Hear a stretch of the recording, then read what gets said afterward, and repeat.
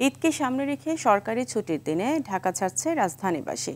সকাল থেকে bus stand ও rail স্টেশনগুলোতে দেখা গেছে যাত্রীদের চাপ। দর্শক, এই মুহূর্তে কমলাপুর রেল স্টেশনে আছেন সহকর্মী দীপ্ত চন্দ্র পাল। সরাসরি চলে যাচ্ছে সেখানে। দীপ্ত, জানাবেন ঈদ যাত্রায় কমলাপুরে যাত্রী চাপ কেমন, এছাড়া ট্রেন কি সময় মতো ছেড়ে যাচ্ছে কিনা জানাবেন।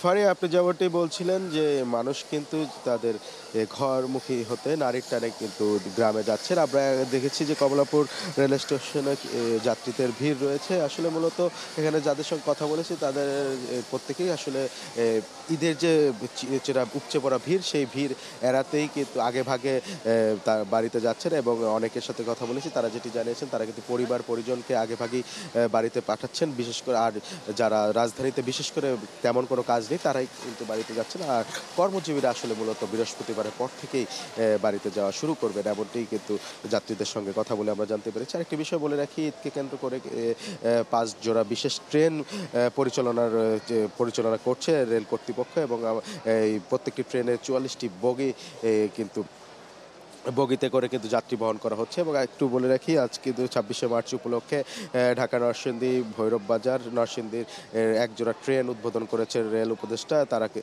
তিনি কিন্তু সকালে এসেছিলেন এবং যাত্রীদের ফুল দিয়ে বরণ করে নিয়েছেন।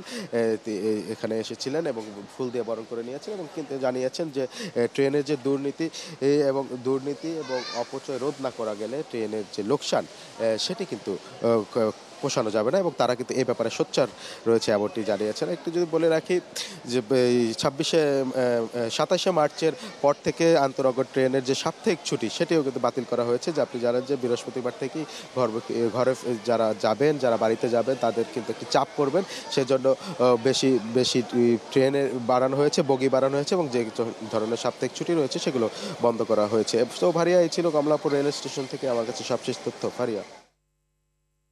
দীপ্ত, আপনাকে ধন্যবাদ।